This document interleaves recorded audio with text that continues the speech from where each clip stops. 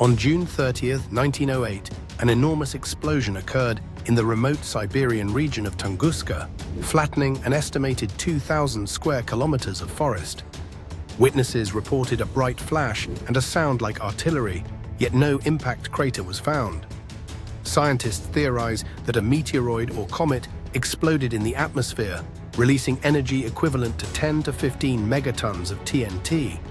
This event, largely unnoticed at the time, remains shrouded in mystery, sparking numerous investigations and theories. The ecological impact was profound, with the region's wildlife and vegetation profoundly altered. The Tunguska Event serves as a reminder of Earth's vulnerability to cosmic events, despite its remote location.